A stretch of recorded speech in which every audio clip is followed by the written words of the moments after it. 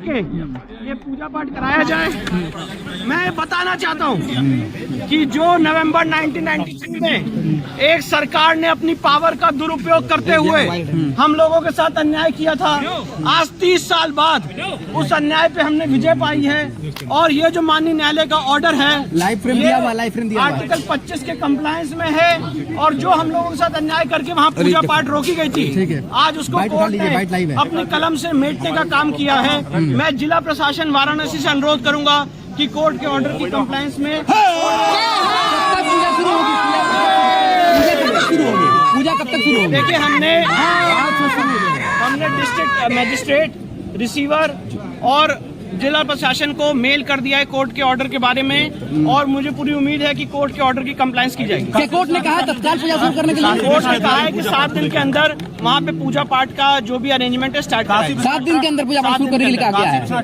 Kashi Vishwanath trust उसकी पूजा पाठ। अच्छा, वहाँ पर पूजा किस चीज की होगी? कोई मूर्ति है, कोई भगवान? वहाँ पे जो मूर्तियाँ विराजमान थी, जो सर्वे कमीशन के दौरान जो मूर्तियाँ वहाँ से हटाई गई थी, उन्हीं मूर्तियों की पूजा पाठ होगी। रामायण पाठ होगा, हनुमान चालीसा का पाठ होगा, और अलग अलग जो पूजा पाठ चली आ रही थी वही सारी। कौन कौन सी मूर्तियाँ बता दीजिए प्लीज। देखिए, वहाँ पे उस तहखाने में विष्णु भगवान की मूर्ति थी, शिवलिंग था, गणेश जी की मूर्ति थी, हनुमान जी की मूर्ति थी, अलग अलग मूर्तियाँ जो उस तहखाने से एसआई को बरामद हुई थी, उन सबकी पूजा पाठ। इसके लिए पुजारी भी तय करेंगे? काशी विश्वनाथ ट्रस्ट जिसकी पूजा पाठ की।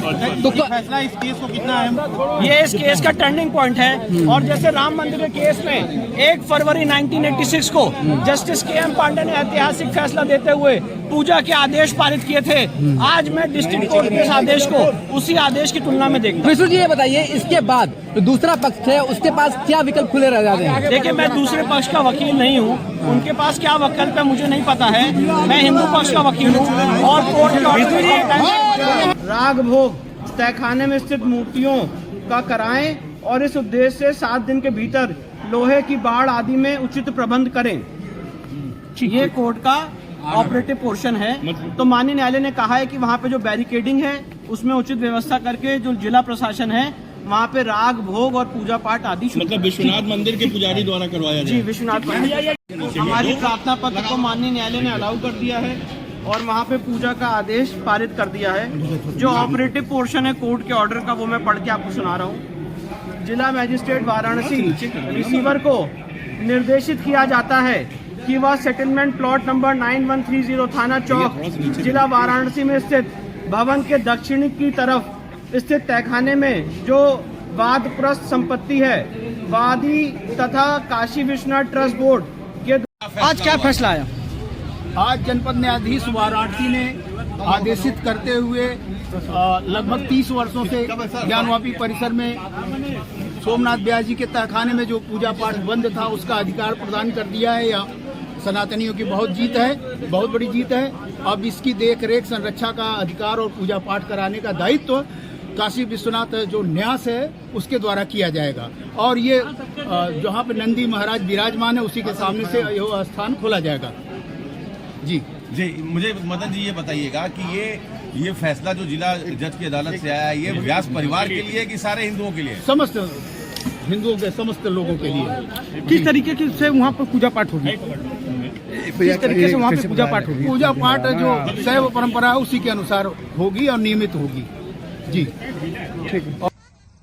आज वाराणसी जिला कोर्ट में वाराणसी ज्ञानवापी के तहखाने के ऊपर यह निर्णय आना कि सोमनाथ व्यास परिवार के पास जो स्वामित्व था जिस तहखाने का, वह तहखाना पूजा दर्शन के लिए खोल दिया जाए, यह हिंदू समाज के बड़ी विजय के पहले कदम के रूप में देखा जाना चाहिए। पंडित सोमनाथ व्यास के परिवार को यह तहखाना महानिर्वाणी अखाड़े के नगा साधुओं ने युद्ध में जीतकर ताम्रपत्र पर लिख करके उन्हें दान किया था। बाद में सोमनाथ व्यास जी के नहीं रहने पर, हालांकि जिला कोर्ट का पहला मुकदमा पंडित सोमनाथ व्यास, पंडित रामरंग शर्मा और पंडित हरिहर पांडे ने ही दाखिल किया। इन तीनों के दुनिया में नहीं रहने के बाद उनके परिजनों ने इस पर जिला कोर्ट को ये कहा कि वो वाराणसी के जिलाधिकारी को ये स्थान दे दें। वाराणसी के जिलाधिकारी को जनवरी में स्थान मिला और आज से पूजा पाठ के लिए खोल दिया जाना ये हिंदू समाज के लिए आह्लादकारी है और विजय के पहले चरण के रूप में इसे देखा जाना चाहिए।